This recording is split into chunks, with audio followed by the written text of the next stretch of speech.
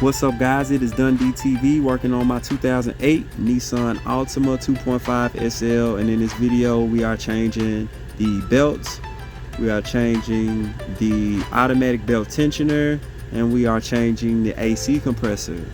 And as you can see, those two, the belt tensioner by Daco, this AC compressor is by the Leo, I believe, next best Benzo. And not really giving you a full video on the AC compressor since there are a lot out there, and it's just 4 bolts, goes right on the car. But let's get into this tensioner. The tensioner that's already on the car, easy to get.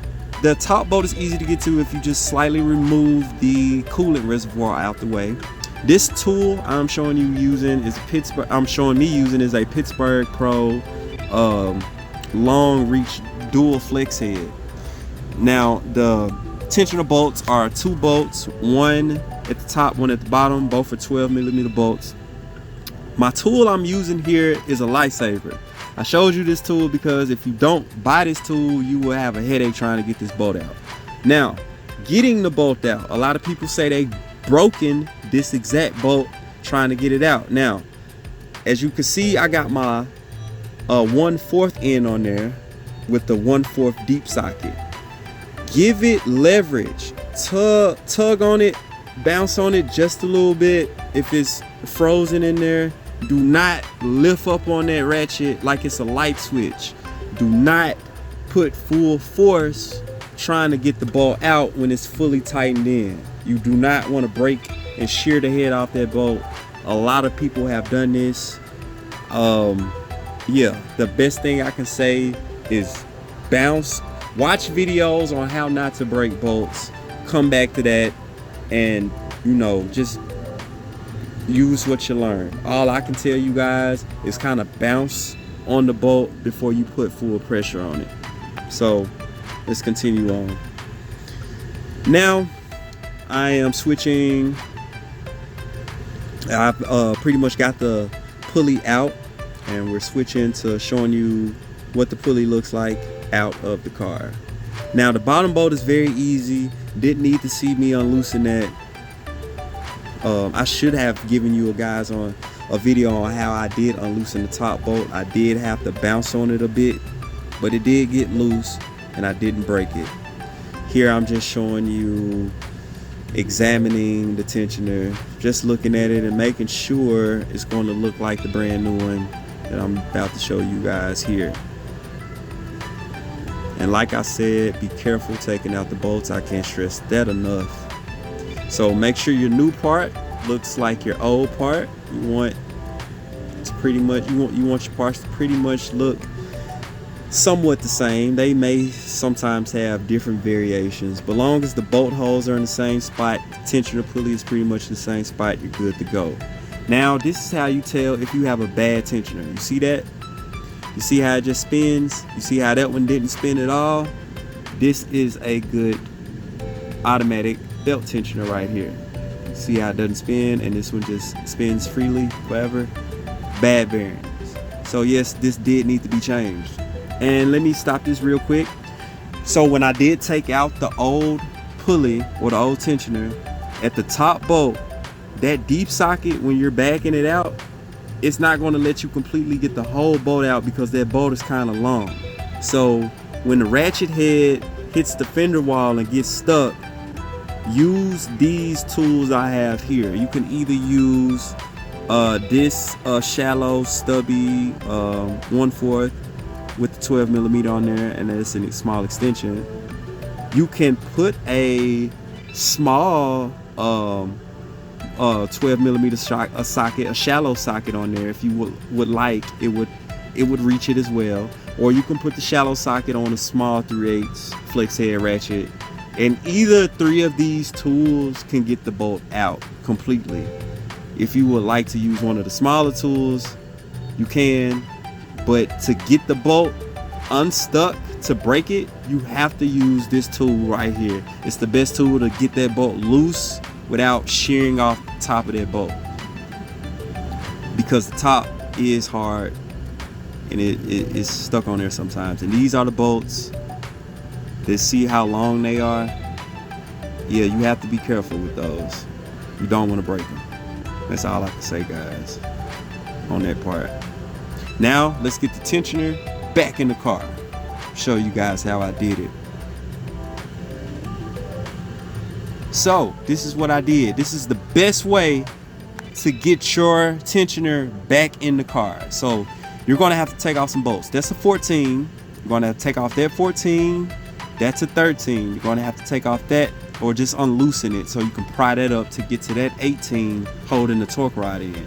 There's another 18 here, which is this bolt I am about to show you. They are the same size. That 18 is the same size as the 18 before that one. And make sure, oh, let me stop it real fast. Make sure you lift the jack up under the engine. Get something soft, a cushion, put on your jack, put it right under the oil pan. Don't lift the engine. Prop it up to where when you take out the bolts, your engine has something to fall on. So that's kind of what I didn't show you guys. So here are 4 15s on the motor mount. You have to take off those 4 15s, and there's a 19 here that's connected to that same mount. So there's 5 bolts that's on this piece right there. So after you get out that 19, the 4 15s in that 19, you're going to have 3 15s on this mount I'm pointing to here. So that's 1, 2, 3. That's the third one. That was the other 2 I showed you on the ends. It's 12 bolts in all, guys. I was counting all the bolts just so you can move this motor mount and get to the top of that pulley bolt with ease. Here I have drilled, I didn't drill, but I've managed to screw in both bolts. They are not tight yet, but I got the new pulley in. I fished in the top bolt, I fished in the bottom bolt, and now I'm getting ready to tighten them both. And this is the best way to do this, guys. I am telling you. I've seen comments, guys talking about, hey, drop the motor. No, I got my motor lifted at the exact height it needs to be. I mean, you would have, dropping your motor, unloosening the bolts, you wouldn't have to completely take them out, but this makes the job easier if you just do this exactly, and you can get to that tensioner. So as you can see, I'm at the tensioner. I am about to get ready to tighten it back up in the same position I had as I've unloosened it. So I fished it in all the way to almost to the head, and I'm about to get ready to tighten it up. So now I'm going to show you guys how I was able to leverage myself getting into the bolt, and how I was able to tighten it. As you can see, I'm using my left hand to kind of guide the ratchet straight and make sure I got good steady pressure on the ratchet so it won't wobble around, shake off the bolt. So as I'm ratcheting, I'm pretty much just guiding my hand, make sure the ratchet sits in place as the bolt screws on in there.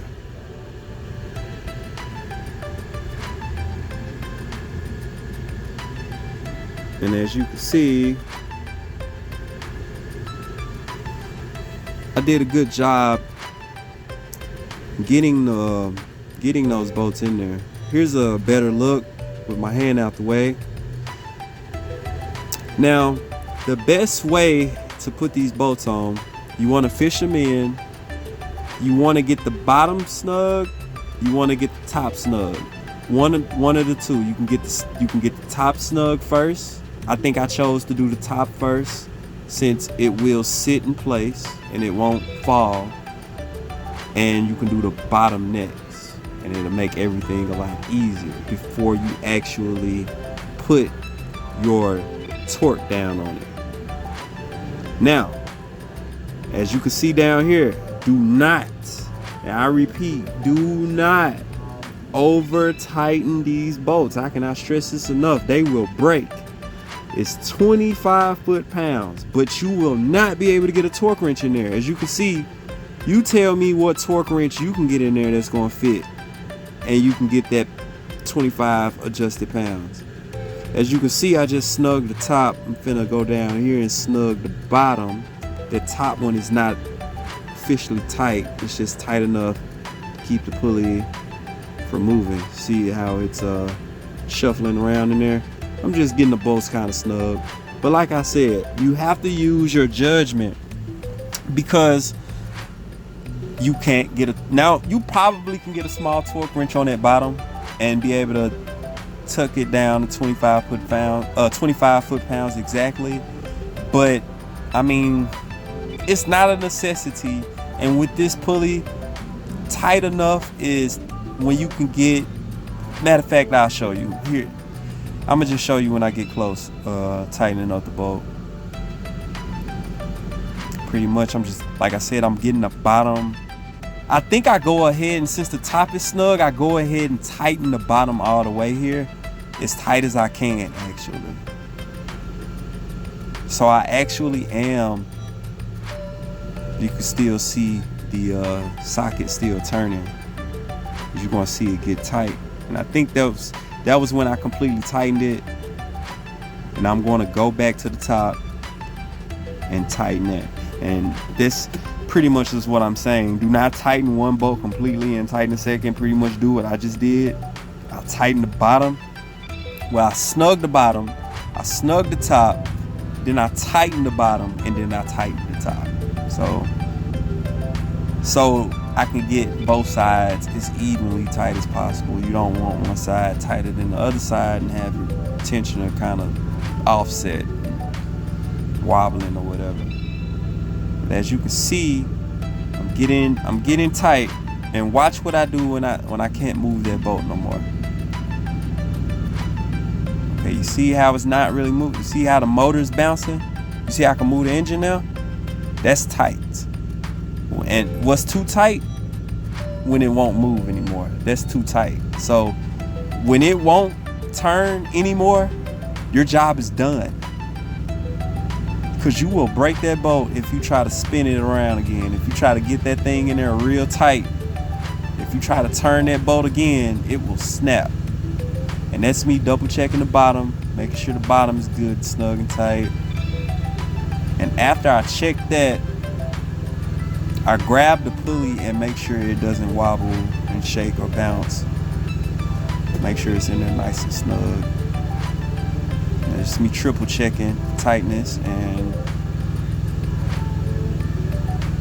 make sure the pulley is on there. I think I triple checked the top again as well. Give the motor a little shake. See how I can move the motor? That's tight. That is tight as it needs to be, guys. That is it. Your tensioner is now on there. Job well done. This is very easy. It's not that hard. This is actually, from levels 1 through 5, I'll say this is probably a this is a level 3 job. And I will say, get you a serpentine belt tool to put your belt on. It will make your job easier, so you won't have to bust your knuckles with a 14mm wrench. Now I wish I would have showed you guys that. Too bad I didn't show you guys that. But this is the final result. We got that 14 and 13 back on. We got that 18 back on the motor mount. That 18 is back on as well. The jack was raised, so make sure the engine was right. Those 4 15s back on. That 19 back on. We got that 15 back on.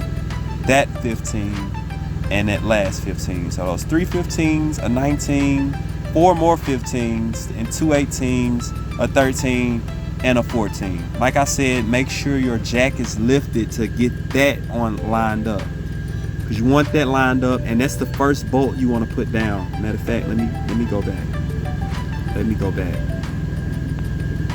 That's the first bolt, guys. When you're putting this all back together and you put your torque rod back in there, line up your engine and get that bolt in there first. That's the bolt you want in there first. And once you get that bolt lined it up and it's screwed all the way in, you can pretty much screw everything else in and then start snugging everything. And once everything's snug, you go ahead and torque everything down to torque specs. I wish I would have got the torque specs for all of this stuff, but if you got the Haynes manual, you will be able to find it out. I'm not sure if it's super important, but anything under the engine is usually around 25, 30, nothing over 35, 40 foot-pounds. It ain't got to be that tight. Like I said, what's tight enough so it won't move. You don't want to break anything. Here I'm showing you the AC compressor. The new brand new one is on. Showing you the 212mm lines for those 212mm bolts for the lines. I'm showing you the 12mm bolts on top. There's two. There's one there, one on the right, and on the bottom of the AC air compressor there are two more 12mm bolts right here for a total of 4. And like I said, the AC compressor is an easy job. You're just taking out the 2 bolts on the line, the 2 bolts on the top of the AC compressor, and the 2 bolts on the bottom, which is a total of 6. Everything's back and connected. And I will have a video soon showing you guys how the car run with the belt, spark plugs, and after oil change. All 3 of those things is done. So I hope you guys got some info out of this video. I hope you guys are able to do your tensioner pulley, your AC compressor, and your belt. And the belt, I didn't really explain the belt, but I'm sure you will figure out the belt. The belt is very easy. You can get the diagram on the internet. Nothing special about it. Hope this helps some people out there. Like if you have a Altima. Share the video if you know somebody else with an Altima. And subscribe if you have an Altima. Yeah, guys, that's all I got for this video. I hope you liked it. I hope this helps. This is Dundee TV, and I'm out. Peace.